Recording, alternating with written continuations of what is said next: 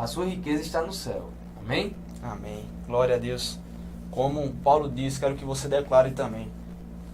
Deixe de lado todas as coisas para ganhar a Cristo e ser encontrado nele.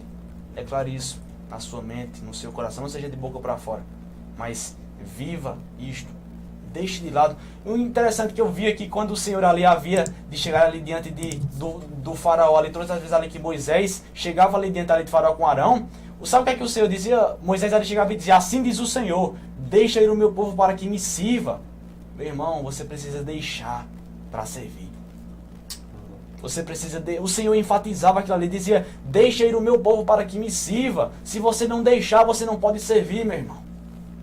Deixe todas as coisas de lado para ganhar a Cristo e ser encontrado nele. Pela graça, porque o Espírito de Deus nos gera um novo coração. Acredite nisso. Acredite nisso. E continua. Versículo 9. Nós vemos aqui que nós não podemos contar com nossa própria justiça. Nós não podemos contar com nossa própria justiça de olhar com nossos olhos e dizer, não, isso aqui é justo, isso aqui é injusto. Não, nós não podemos contar com nossa própria justiça, que vem da obediência à lei no tempo do pessoal aqui. Mas hoje, como é que a gente pode contextualizar isso? Não, mas se eu fizer o bem ali, não, eu ajudar aqui os pobres, eu fizer isso daqui e tal, estou sendo uma pessoa boa, estou ajudando aqui, estou sendo caridoso. Meu irmão, nós não podemos contar com nossa própria justiça, que vem da obediência ao que é bom, entre aspas, nestas vidas. Nós não podemos contar, nós não podemos confiar na nossa carne, meu irmão. Nós não podemos cair a ponto de confiar na nossa carne. Meu irmão, e a gente vê aqui, mas sim, nós não podemos contar com nossa própria justiça que vem pela obediência à lei, aqui no contexto de Paulo, mas sim com a justiça que vem pela fé em Cristo. Essa sim você pode contar. Essa justiça que vem pela fé em Cristo, essa sim você pode contar. Essa você pode confiar, meu irmão. A justiça que procede de Deus. A justiça que vem de Deus é essa mesmo. Não é que vem de você, não. Não é que vem de você, entre aspas, não. É a que vem de Deus. A justiça que... O ato de justiça que tira o pecado do mundo, Jesus. E quando a gente vê, meu irmão, pois é com base na fé que Deus nos declara justos. Romanos 10,4 vai dizer, porque o fim da lei é Cristo, para a justiça de todo aquele que crê. O fim da lei é Cristo, para a justiça de todo aquele que crê. Não conte com a sua própria justiça, não confie na sua carne. Antes, se entregue ao Senhor. Antes, viva conforme o que o Senhor tem em nossas vidas e deixe tudo de lado para servir a Deus. Pois sei que o Espírito Santo te assiste.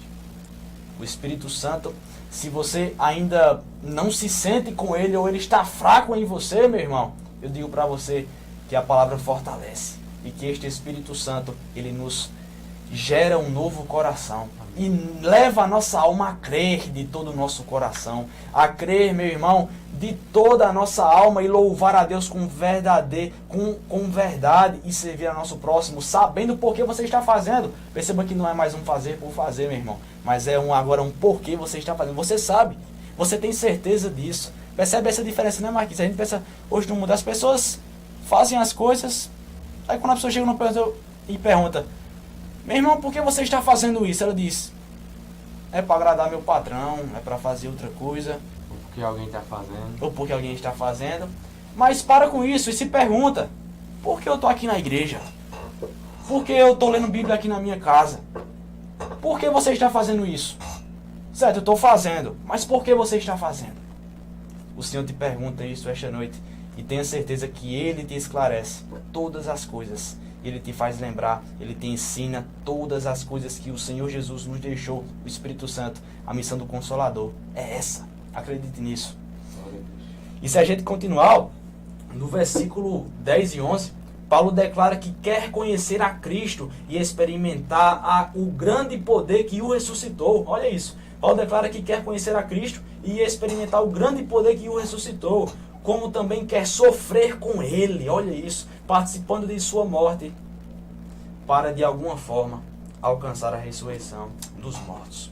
Olha o que Paulo deseja agora mesmo. Antes o desejo de Paulo era perseguir a igreja, ser o que a sua justiça dizia. Olha o que ele deseja aqui agora. Paulo declara que quer conhecer a Cristo e experimentar o grande poder que o ressuscitou, como também quer sofrer com Ele, comunhão com o sofrimento de Cristo. É isso, meu irmão. Não diga que você está em comunhão com o sofrimento de Cristo se você não está disposto a sofrer por Ele. Que tipo de comunhão é essa, meu irmão? Olha o que Paulo declara aqui. Eu estou disposto a experimentar pela graça que o Senhor me deu, que é o poder da ressurreição que o ressuscitou. O Senhor, como o Senhor ali se levanta e diz, eu tenho o poder de ressuscitar, tenho o poder de tirar a vida, como também reavê-la, e eu a dou grato, e eu a dou espontaneamente para as minhas ovelhas, para aqueles que crerem. Olha o que o Senhor se levanta e diz, meu irmão. Quando a gente vê isso, tá, a gente chega e diz, então, meu irmão, o que é um cristão? Como assim ser um cristão? Um cristão, como o próprio nome já diz, seguirá o modelo de Cristo, abrindo mão de sua vida em favor de outros. Será que você tem sido um cristão? Fica pra gente pensar isso. Somente, meus irmãos, a vida, sofrimento, morte e ressurreição de Jesus Cristo tem o poder de verdadeiramente nos dar a liberdade de experimentar a vida de forma plena. Não existe outro caminho. Somente a vida, sofrimento, morte e ressurreição de Jesus Cristo tem o poder de verdadeiramente te dar, nos dar a liberdade de experimentar a vida de forma plena. Não tem outro escape. Não tem como você pegar um bequinho e ser, não. É a vida, sofrimento, morte e ressurreição de Jesus que te dá a liberdade de viver a vida de forma plena. O que é viver de forma plena? É deixar a vida te levar? Não. É a vida que o Senhor pretende para você. E se a gente continuar, meu irmão, olha isso, meu irmão, como a gente vê aqui, ó. No versículo 12, Paulo completa nos dizendo que ainda não obteve tudo isso. Isso que a gente acabou de ver aqui. Paulo completa nos dizendo que ainda não obteve tudo isso.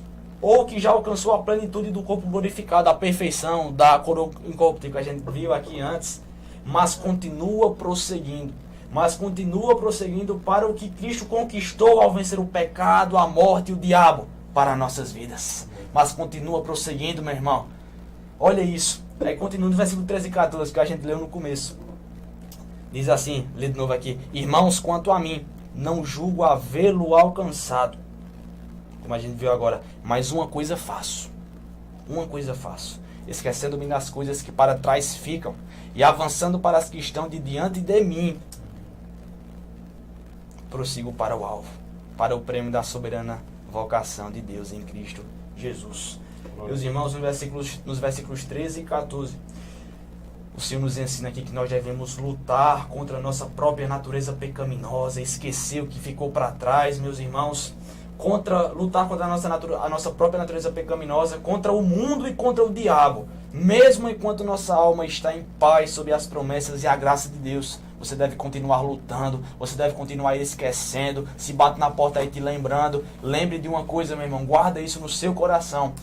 O diabo conhece o teu nome, mas ele te chama pelo teu pecado.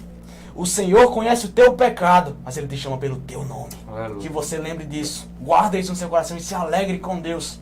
Meus irmãos, e se a gente continuar a ver, o que é soberana vocação? Soberana vocação, meu irmão. Vocação, que é como é que chama, meu irmão? O rapaz lá que fica cantando, um vocal, né? Pronto. O vocal, o que é um vocal? É um que chama a banda para tocar. Não é o que canta? O que chama a banda para tocar com ele e ali fazer a melodia, a música. Vocal é quem chama, chamado. Amém. Soberano. Quem é soberano? Deus. Vocação soberana é chamado de Deus. É chamado de Deus. E quando Paulo aqui diz aqui, prossigo para o alvo, para o prêmio da soberana vocação, para o prêmio do chamado de Deus em Cristo Jesus. Olha isso. Jesus disse que quem cresce nele nasceria de Deus. E aos que o receberem, serão dados o poder de serem chamados filhos de Deus, a saber, os que creem. Nós devemos buscar as coisas lá do alto. Colossenses 3, vou até ler aqui com os irmãos. Colossenses 3, versículo 1.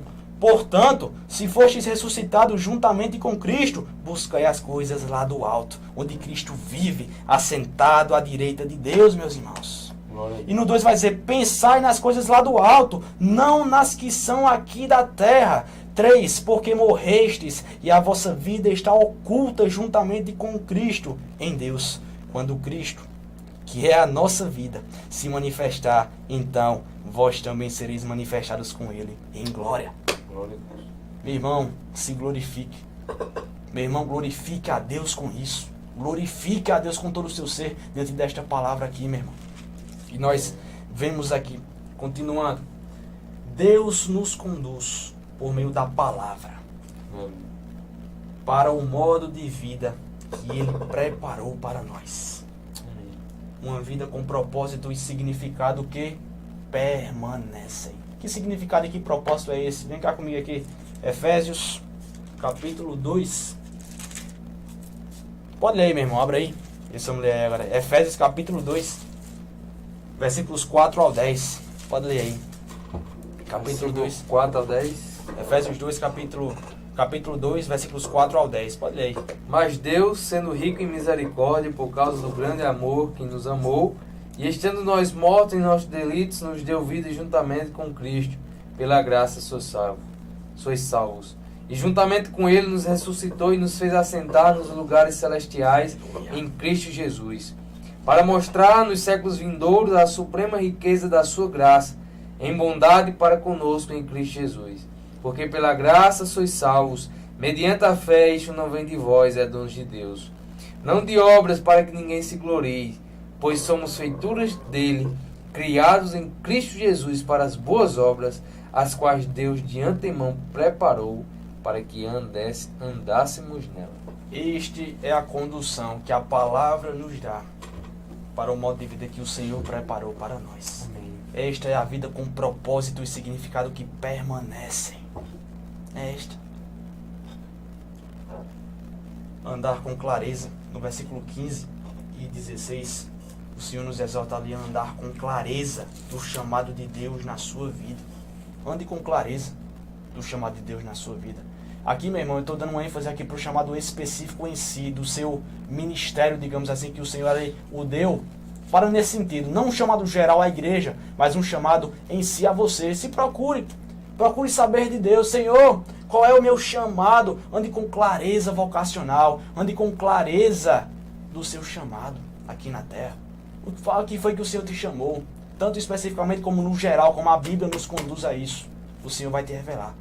O Senhor tem uma vida, tem um propósito e significado que permanece em sua vida. Ele nos conduz pela palavra.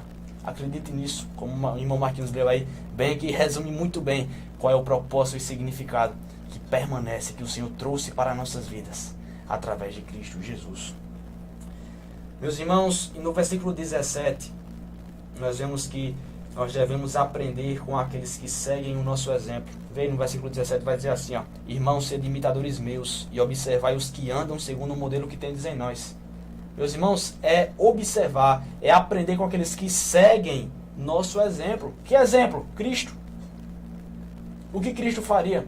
Como Cristo andaria? Como Cristo falaria? Como Cristo pregaria? Este é o exemplo. Meus irmãos, qual é o exemplo que você tem pegado? Qual é o exemplo que você tem seguido? Sede meus imitadores. Por que meus imitadores? Porque o Senhor, Ele nos dá a honra de quê? De ser feitura dele, de ser uma nova criatura em Cristo. Meus irmãos, não é de nós, é dom de Deus, é presente de Deus. Não despreza isso não. Não fica, se alegre-se no Senhor por conta disso, se alegre nisso. E no versículo 18 e 19,